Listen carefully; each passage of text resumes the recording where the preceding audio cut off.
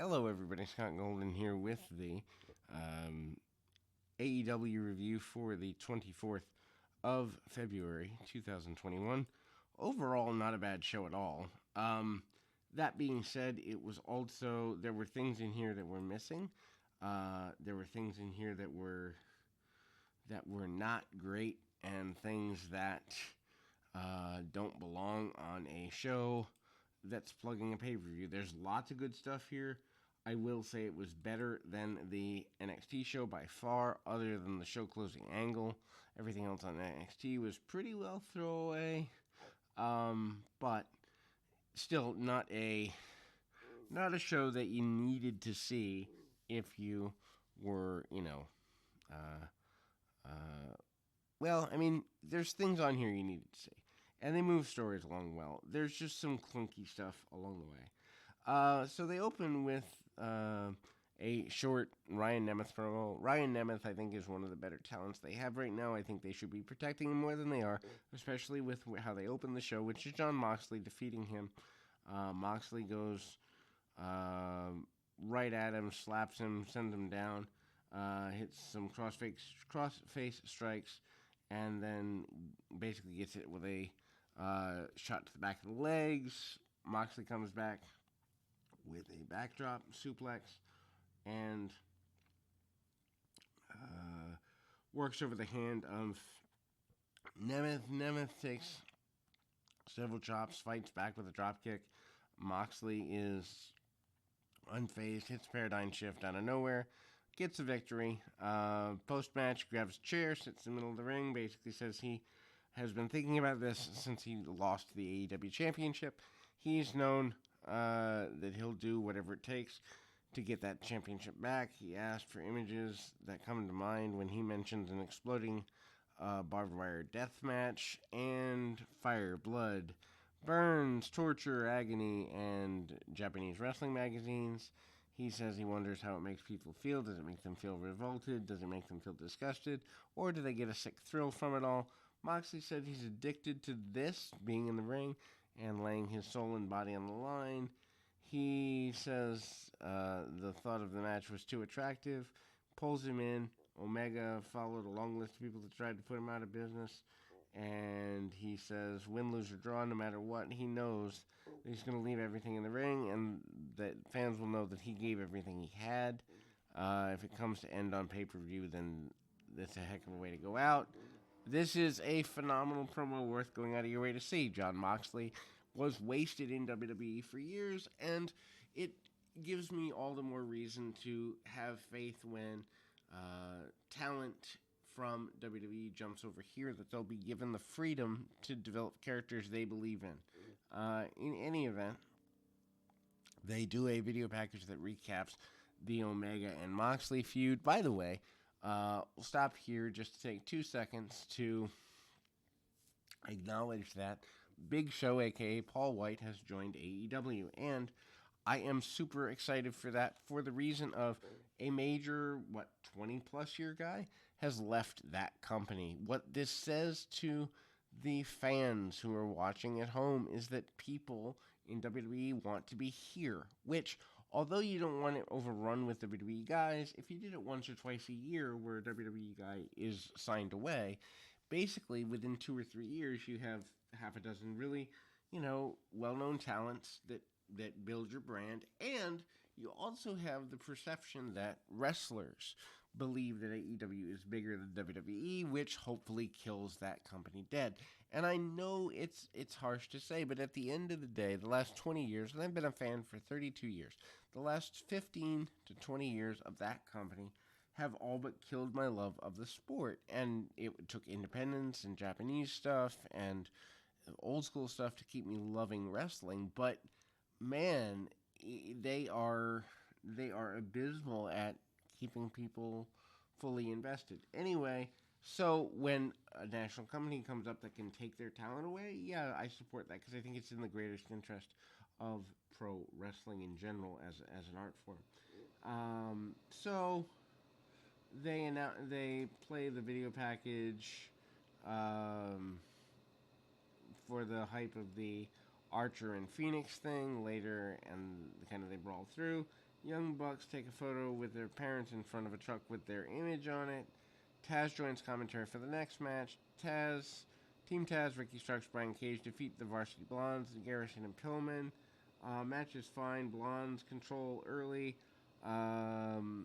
Stark gets sent out of the ring. Pillman does a kind of a diving dropkick for near fall. Pillman follows up. Starks knocks him off with knocks off a springboard attempt. Cage power bombs him into the ring post. Ahead of a break, they go to the break. They come back. Team Taz controls the action. Through the break, Starks hits a missile dropkick for near fall. Tags in Cage. Starks hits a cheap shot on Garrison, but Garrison gets the hot tag. Garrison goes nuts and hits a tope on Cage to the floor. Pillman hits a springboard clothesline, and then the Blondes hit the Doomsday dropkick for near fall. Really good action here.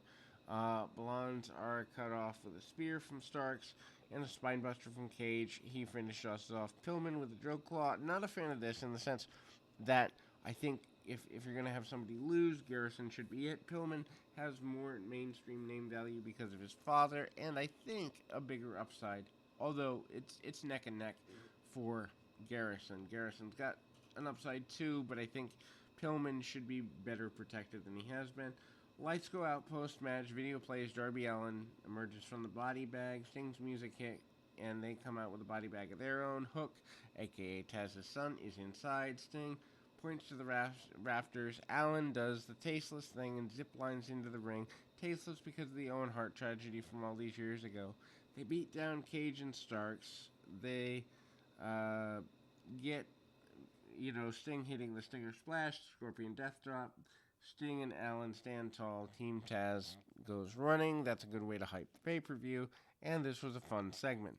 Tony Schiavone interviews Kip Sabian and Penelope Ford and Miro about the wedding. Sabian says that he's mad the interview's taking place because Cassidy and Taylor were the ones that ruined the wedding. Miro said he wants to wrestle Cassidy. But Charles is a different story. He said that Charles can come back to him and be his butler. The interview is interrupted by a note asking Miro and Sabian if they'd want to wrestle Cassidy and Taylor at Revolution. And then Miro said that's childish and challenged Charles to be a man before chewing up the note. No, I wasn't a fan of this, but I'm not a fan of wasting a former WWE talent in this lesser storyline. Cassidy I like. Miro I like. Get rid of the other two from the roster and you're good. Chuck Taylor looks like he should be on Saved by the Bell remake somewhere. As a wrestler, he's mediocre at best. I mean, he would have been a good enhancement talent in 1994.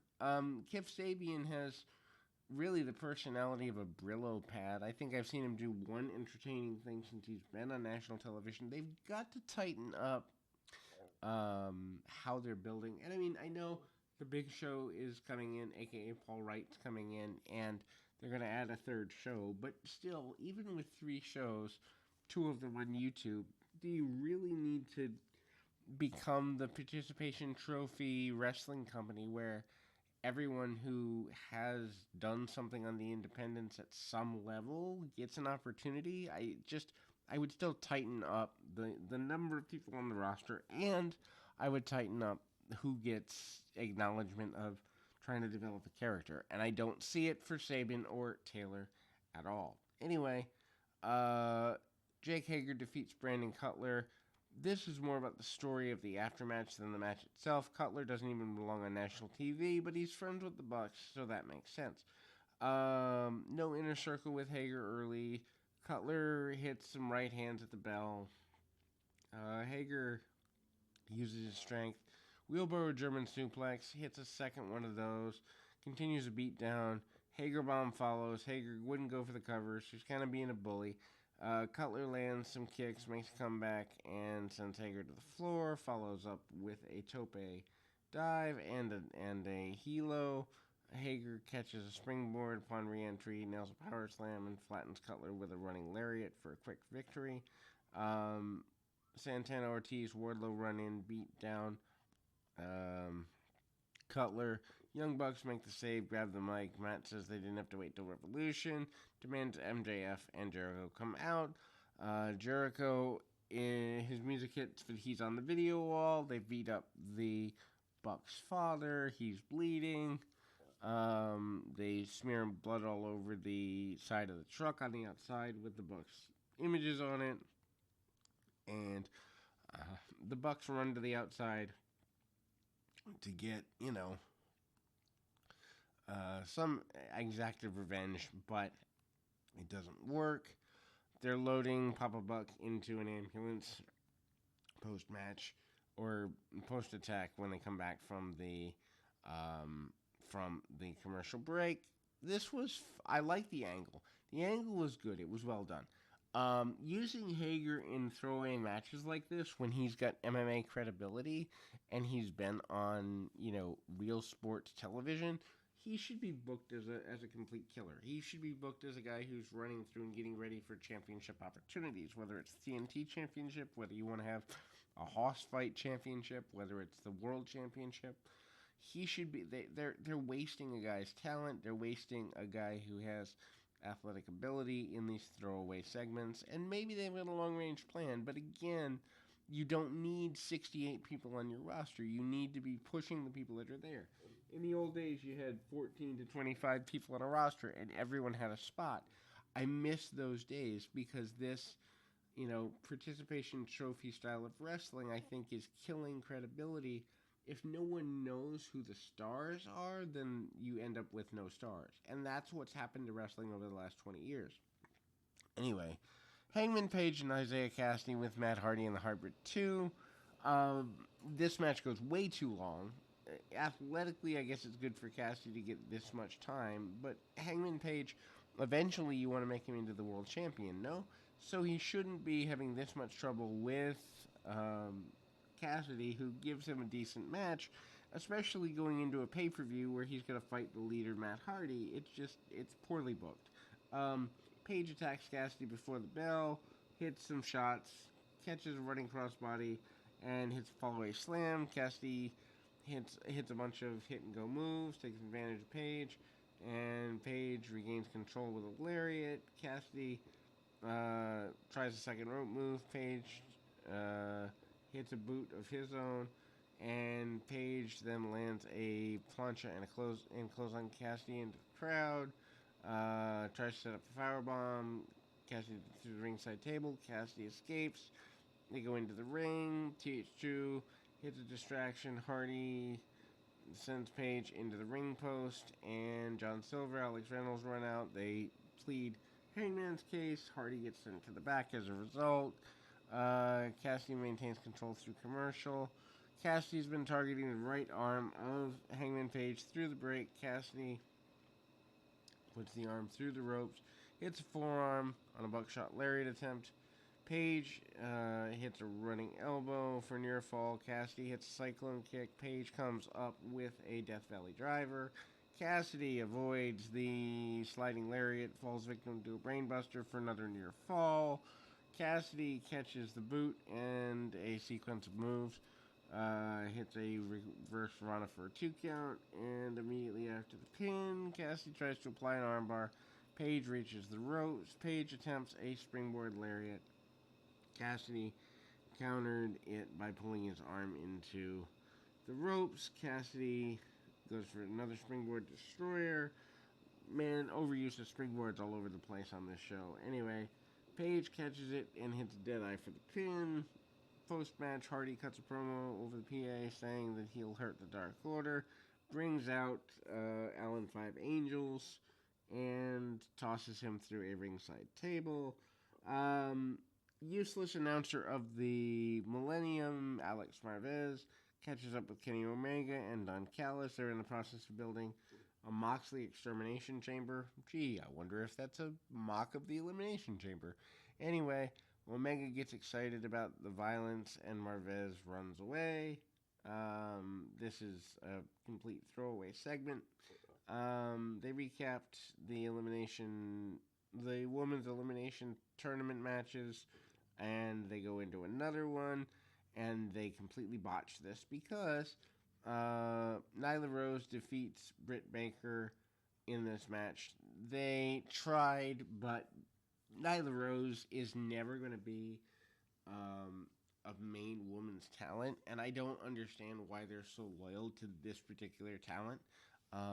And Britt Baker is probably one of the best U.S. women they have, and yet they're wasting her. It doesn't make sense. Rose overpowers Baker early, gets some body slams Baker, has a temper tantrum ringside, slides back in, but gets nailed with a Samoan drop, slides back to the outside, sends Rose's arm into the post and shoulder into the post. Baker continues to go after the arm. Rose hits a superflex, but Baker counters with a suplex in the corner. Baker lands forearms, but gets nailed with strikes. Rose climbs the ropes, but gets distracted by Rebel on the outside. Distraction isn't enough. Baker doesn't take advantage. Neck breaker for a 2 count by Rose, and Baker, then goes to get the surgical glove from Rebel, but gets nailed with a choke slam. Rebel gets into the ring. She gets nailed with a cannonball. Baker takes advantage and attempts to apply the lockjaw, and Rose powers out for 2 count. Rose goes after turnbuckle pad, and this leads Baker to get a roll up. Baker then hits a thrust kick into a crucifix bomb for a close near fall. Rose fights her way out of the lockjaw again and hits the beast bomb, but Baker kicks out. Way to kill the finish, by the way. Baker misses a super kick. Rose hits a second beast bomb, and she'll face the winner of Riho versus Thunder Rose on Sunday. One would assume that would be Riho, and they'll just do a rematch of the history between the two of them. Next week on Dynamite looks like a really strong show. Cody Rhodes and Red Velvet versus Shaquille and Jade Cargill. FTR and Tully Blanchard defeats or goes with Jurassic Express. The AEW Women's Eliminator Final, Paul Wright speaks. And the Dark Order, Evil Uno, Stu Grayson, John Silver, Alex Reynolds, and Alan Angels against Matt Hardy, Private Party, and Hybrid 2 in a 10-man throwaway. Preston Vance, Max Caster for a spot in the Revolution pay-per-view match. And then the pay-per-view card as it stands right now, Sheeta versus the winner of the women's tournament. Hangman Page versus Matt Hardy. Team Taz versus Sting and Darby Allin. The Casino or the Revolution number one contenders battle royal thing or ladder match deal. Miro and Kip Sabian defeat Orange Cassidy, Chuck Taylor. Bucks versus MJF and Jericho for the tag belts, and Omega versus Moxley in the exploding barbed wire death gimmick. Lance Archer with Jake Roberts defeats Rey Fenix in a match that most people online aren't liking, but I expected this to not work. You have Lance Archer, who's a big guy, against a basically athletically talented but completely underwhelming Rey Fenix, who's a lucha guy who just doesn't connect with this. Connects with this audience, but doesn't connect with a mainstream audience. And the clash of styles shows here. It shows that the match shouldn't have happened, and ultimately it's here. Winner of the match is into the ladder match for the number one contendership for the TNT Championship. Anyhow, so they do some choreographed mess at the beginning. Phoenix nails a tiaras, knocks Archer down. Archer nails a kick and then sends Phoenix to the mat, and Phoenix does a dive to the outside, which was kind of nuts looking, but also super risky for no real payoff. Phoenix tries to follow up. Roberts knocks Phoenix off the top rope, and while Archer is being checked on by the official, Phoenix barely made it. and Archer gets dove on off the stage. Then there's strikes on the floor. Archer overpowers with some chops. Phoenix avoids some charging moves by Archer. He goes headfirst into the post. Archer regains control and basically brawls with Phoenix. Phoenix tries to fight back. Archer hits a power slam on Phoenix onto the apron. Ouch. Archer continues the beatdown on the floor. Hits a flipping senton into the barricade. Back in the ring, Archer flattens Phoenix with a vertical suplex. So, release variety. Phoenix fights the blackout and hits a tiger fake kick to Archer's abdomen. Follows up with a diving foot stomp. And Archer goes to the canvas. Phoenix can't capitalize. Archer comes back, does the robot moonsault, which is a really athletic move, but poorly placed. Phoenix tries to fight back with chops, but is speared into the corner, and Archer takes a hits a boot, and then there's a Gamagiri before Phoenix walks the rope and gets a kick for his trouble. Archer avoids moonsault. Phoenix transitions into a cutter for near fall and then pops up with a fisherman buster. He tries top rope chokeslam, but Phoenix counters into a Spanish fly for a near fall of his own. Phoenix lands some strikes and gets nailed with a pounce. Archer chokeslam Phoenix for a near fall, and then right at the end of the television time, Archer hits the blackout for the win to advance to Revolution. I assume this means that the winner of the Revolution ladder match will be Archer, and we'll get Archer and Darby Allin at some point. Big man, little man kind of thing. That's where I would imagine they go. But anyway, overall, a good Dynamite. Not the best, but better than average, and a good way to hype. A week and a half out of the pay-per-view. Good deal. Anyway, until next time, keep your feet on the ground, mind in the moment.